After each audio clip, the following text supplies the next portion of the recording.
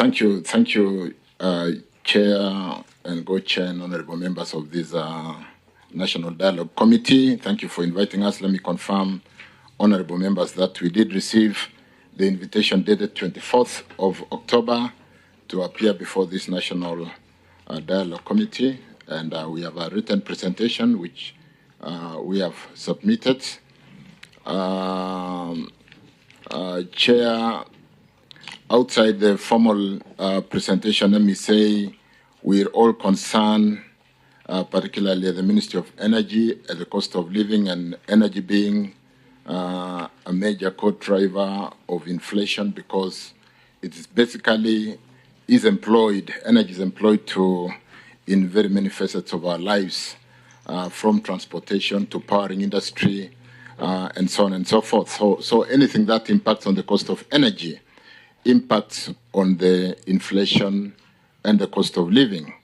And therefore, we are, as you are, looking for ways every day to see how to bring down and make our economy a competitive destination for investors, where cost of living for our people who are employed in industry would be able to make this economy a competitive destination so that we can attract investors.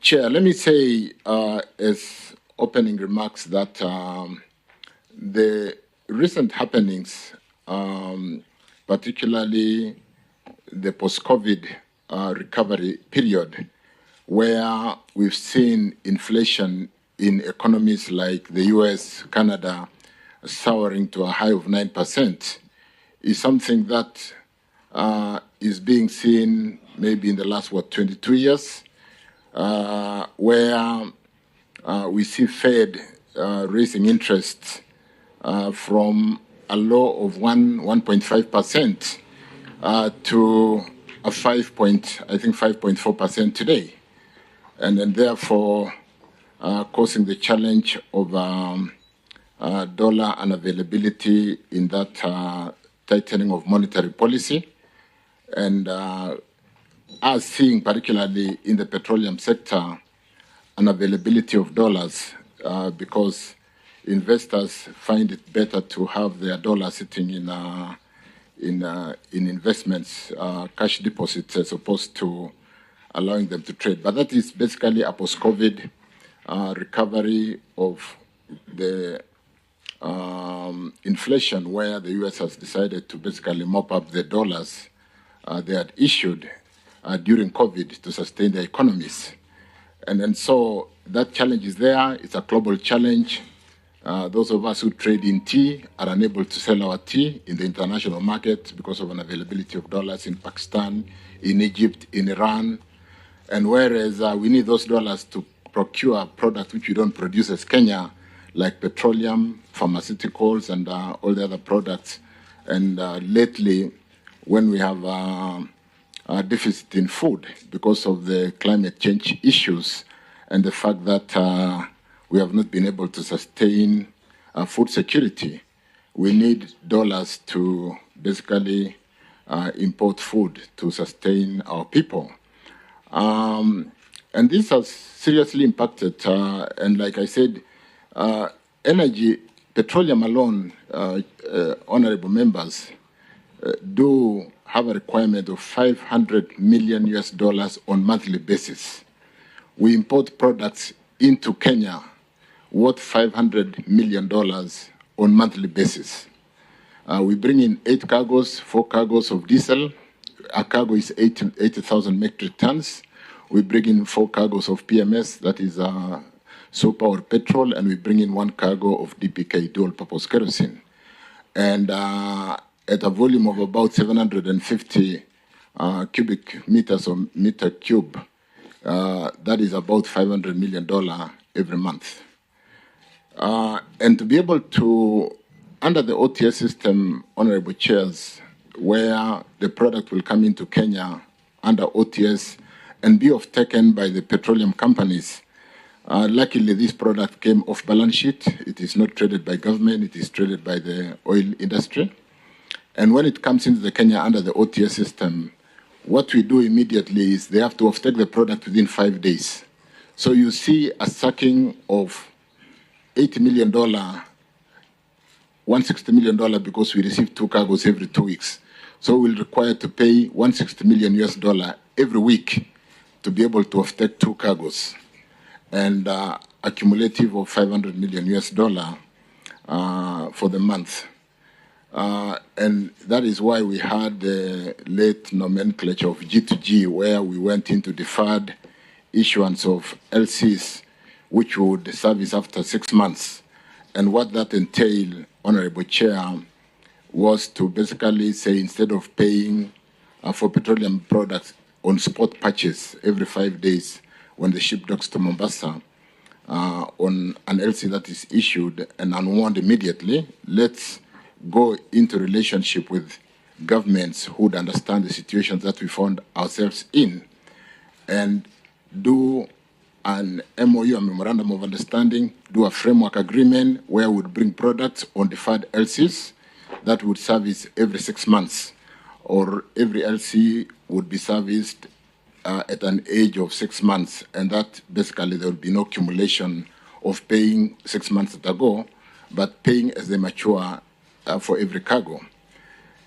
And we did that, honorable members, to basically delay the exiting of $500 million every month, to address with my colleague, the CS Treasury, the macroeconomic issues of ensuring how do we allow those $500 million to be available to the pharmaceutical, to be available to some debt swaps which had been, some swaps which had been done on the Kenya shilling, awaiting the improvement of the dollar liquidity or availability in the country. How do we deal with the food challenge, given the drought that ravaged this region because of the climate change issues for the last 5 years? And so we were able to negotiate with friendly countries like Saudi Arabia, who are the world leading. I think they control 22% of the world oil reserves. We did work with Abu Dhabi and ENOC to work on a framework agreement that would give us products on deferred LCs and therefore delay the exiting of dollars for a period of 6 months. That, honorable members, did give us some benefits in terms of managing the interbank spread, the speculative tendencies which were there, where everybody of the 100, over 100 oil marketing companies were running around town every day looking for dollars for the spot purchase, and exacerbating the depreciation.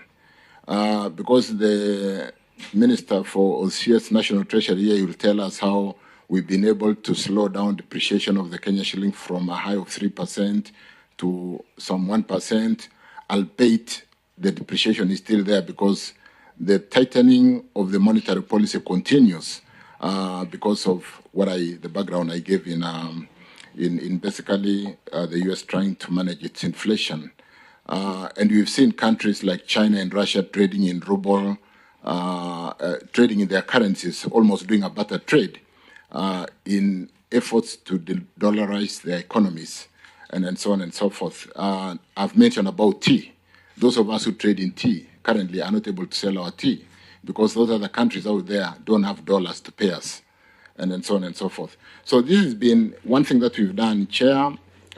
We were able then, under that framework agreement, to negotiate for freight and premium because the petroleum products are traded on Platts.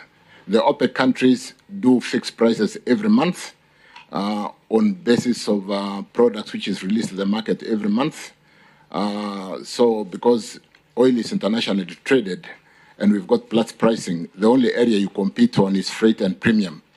The cost of bringing the product and the premium which is charged by the oil marketing companies, which we did negotiate and got a fairly competitive rate. Kenya today enjoys freight and premium on diesel of $88 per meter cube, against what is obtaining today in the region, where we've seen a high of 260. I think currently Tanzania is having a freight and premium of about $160 per metric, per cubic meter or metric ton, if you do some literal conversion. So a high of 160 against Kenya 88. For PMS, we are currently having $95 per metric ton for super or petrol, whereas the region is having a fairly high rate, which I've shown in that document that I did circulate. And we've been, because we're dealing with a government to governments, agreed to that whenever the rates come down in the region, we are able to open that framework agreement and be competitive so that we are always below the pricing in the region. Albeit we can't do much on the international pricing of petroleum, which has soared from a $70 to $80 to $90. And I read an article in the Financial Times the other day because of the Hamas and Israeli war, that that the international prices could go up to $150. And that would literally mean our products going to a high of 300 shillings per liter at the pump. We hope it doesn't get there. So we are almost managing scaling the heights as we chew the gum every day to make sure we do manage this frame. And because I did say, Chair, that these are products which are real drivers of inflation. And so we are conscious, honorable members, we are working on it on a day-to-day basis to make sure that though it's a global challenge, we do obtain the best pricing for our country. Kenya is a gateway for Uganda, Kenya is a gateway for Congo, South Sudan. And so we are not just managing for Kenya, we are trying to really obtain the best as a gateway because of our port of Mombasa, which services the other countries which are landlocked in the region.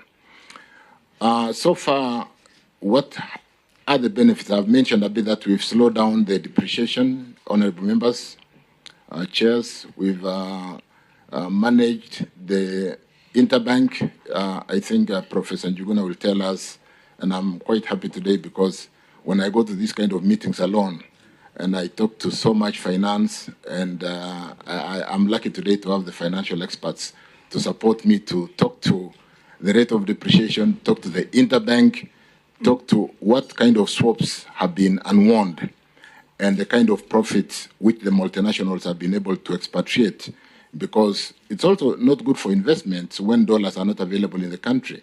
People like Safaricom doing business, and when they make a profit, they need to take their profit out, and that is really why they invest in the region. If you cannot take out your money, like sometimes in countries, our neighbors like Ethiopia, it becomes a disincentive for investors.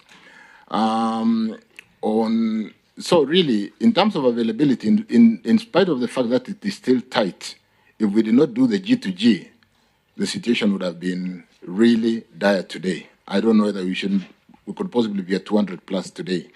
But the fact that we've been able to slow down sucking or exiting of $500 million every month from petroleum is a real big gain. What we're also able to do, honorable members, on petroleum is to basically say, over this period, why don't we then offtake the product as they land in Mombasa on Kenya shillings?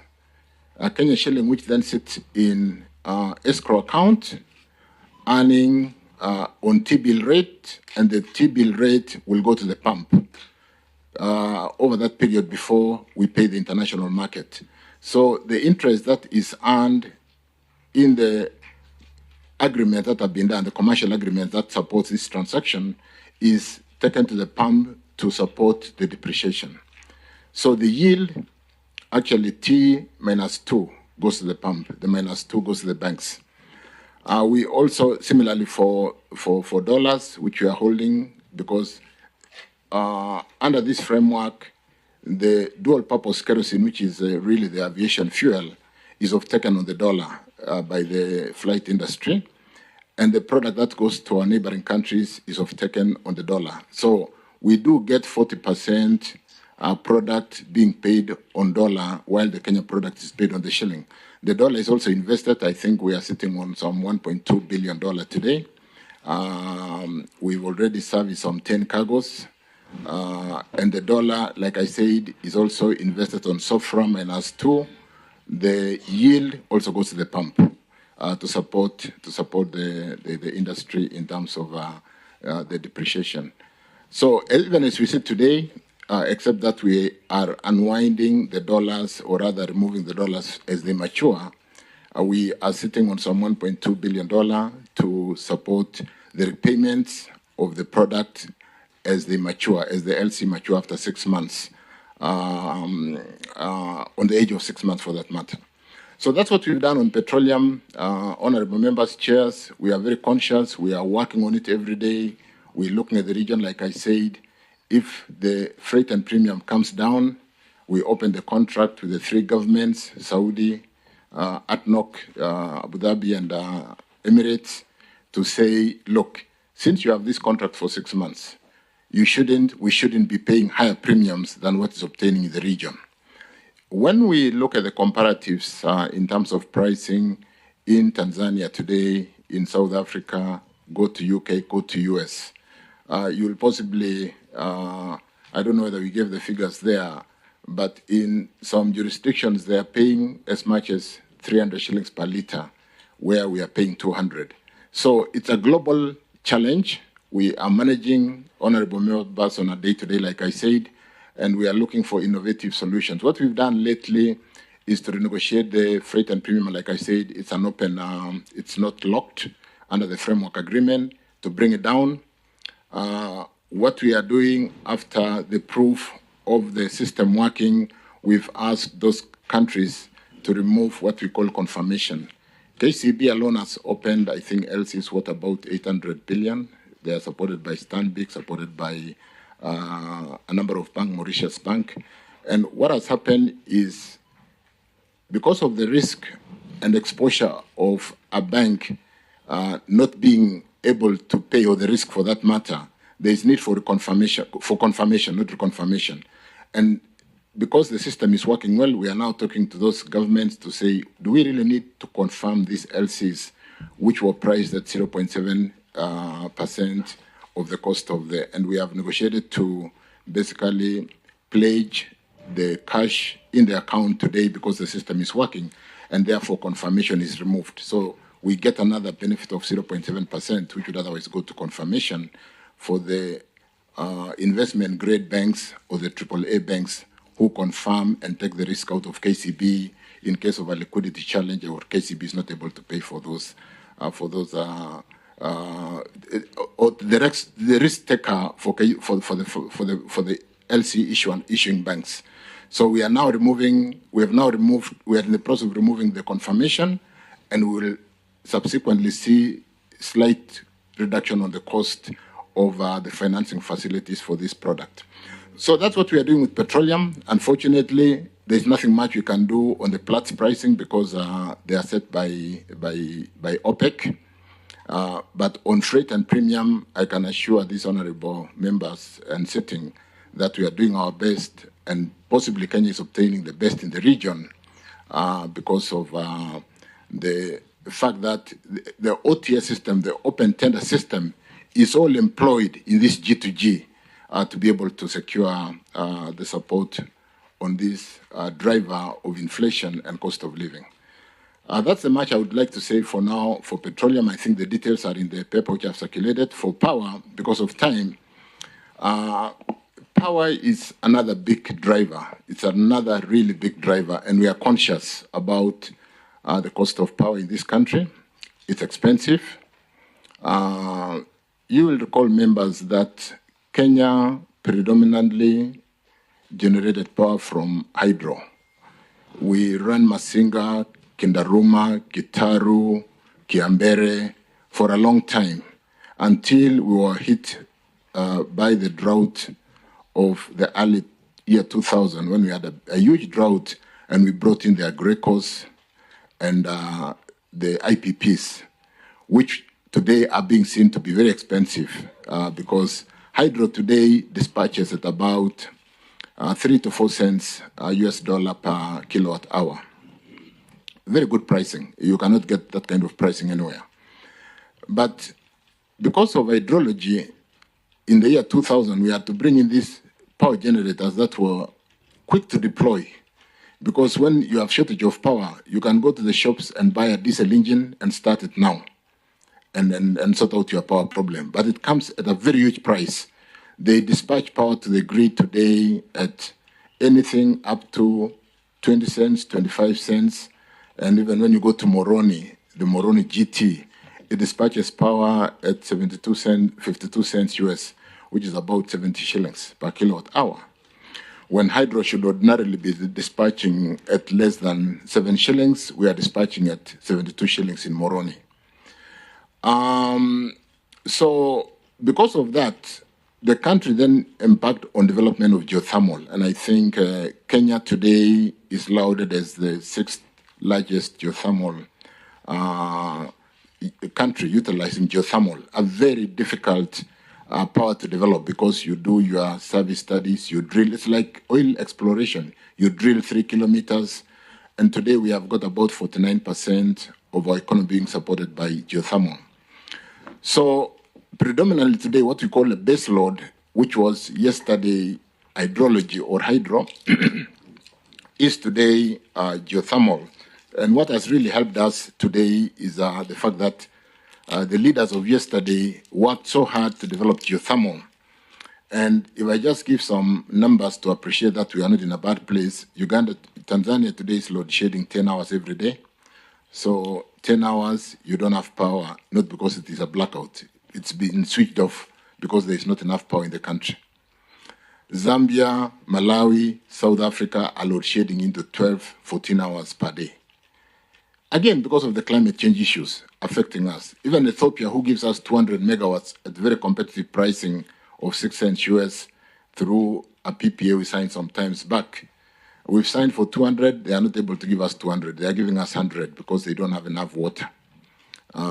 The floods in Marsabit that we saw in the last 3-4 days have helped them to put some water in the dams. And we are now seeing slight improvement on what they are able to give us. So because of that, honorable members, hydrology, even as we speak today, though I went to the year 2000, we've not seen good rains in the last 3-4 years. We don't have water. In the data, and I'll be happy to give a supplemental onto that report which we gave, we've been dispatching 0 megawatts from Masinga for the last 2 months. We don't have water in Masinga. Even with these rains, the eastern and Your Excellency Kalonzo, you may be aware that whereas we've seen in the last 2, 3, 4 weeks rains in the west of Kenya, we've not seen much rain in the east part of Kenya, though we are beginning to see water coming up now. At a height of a low of 1035 meters above sea level, we are only having 2 meters now after the rains have just come in, but we are still not dispatching. We are doing 0 out of Masinga today.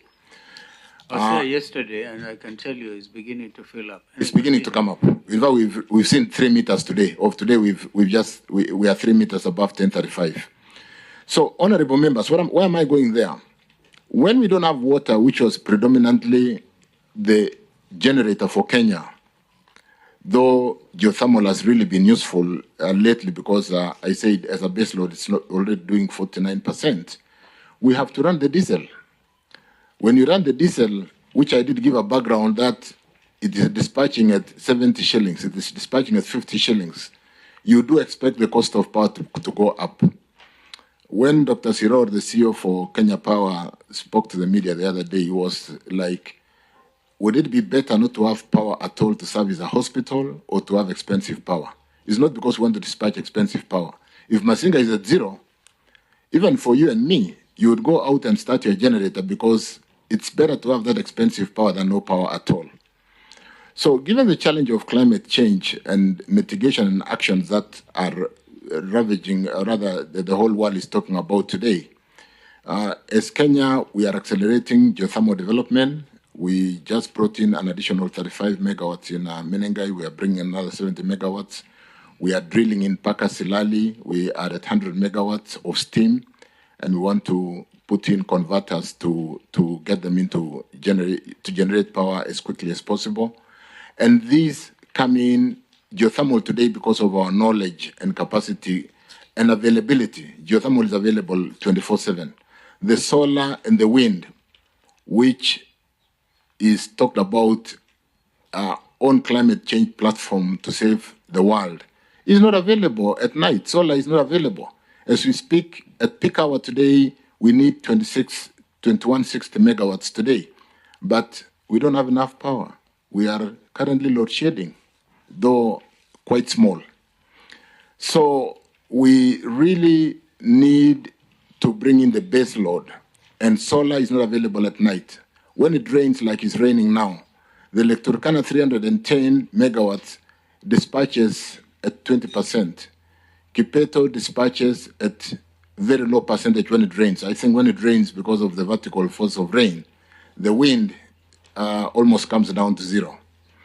And so we have a challenge, honorable members. We are on top of it. We are quickly and like the previous regimes working on geothermal to support our base loads. We're trying to now do hybridization so that we are able to store solar and wind when it is there because of intermittence, because the price of batteries have significantly come down today. Solar panels have come down. So we're trying to deploy in the current pricing cycle 23-27, we've got some 200 megawatts of storage, battery storage system to store the solar when it is there and we don't need, because honorable chairs and members, the problem with this intermittent power, they come on a PPA framework called take or pay. When it is there, you must take it, otherwise you still pay. So why don't we store and then we use it when we need it? Because when it comes in what we call economic order merit of dispatch, they take priority number one. Whenever it comes, you take it, because if you don't take it, you still pay. So we then bring in batteries to store that power and use it when we need it, because the price of technology for storage today has come down, and then basically be able to also reduce the intermittence and stabilize the grid. One other thing which we are doing, honorable members, and which should have been done yesterday, is to deconstrain some of the transmission systems. When we came in, or when I came in, when I came in, we found, for example, let me use one, Takwel, Otum, Kitale network or line, not having capacity to transmit generation from Takwel. Because when we developed Selenkei, Sedet, and Alten, the solar power plants in the west of Rift, the transmission line capacity was not upgraded. And for the last 4 years, we are not transmitting, or we are not utilizing Takwel, which comes to the grid at 3 cents, 4 cents, because the transmission line is not able to carry both the solar from Alten, Selenkei, and Sedet, and carry the Takwel because of the order of merit of dispatch, take or pay. So what do? We carry the expensive power from solar, which is intermittent and not good for the grid, and the hydro is sitting idle because we do not put some investment of 300 million to complete the capacity of the line to evacuate that power. That is currently going on. We'll finish in maybe another 2 months. Similarly for Narok, Bomet, where the network to Olkaria has been built, the network from Bomet has been built all the way to Migori to support the tea factories in Bomet, Kericho, all the way to Awendo. And so we've got load shedding in Awendo, in Bomet, and Kericho in the evening. We don't have enough voltages. We are using Moroni 73 shillings power plant to support the voltages, because we have not built Narok Bomet to allow the Olkaria power to go all the way to Awendo. So again, we are currently having sourcing a contractor. We've got funding, and we'll get most of that cheap geothermal power to go all the way down to Migori County and service that western part of the country.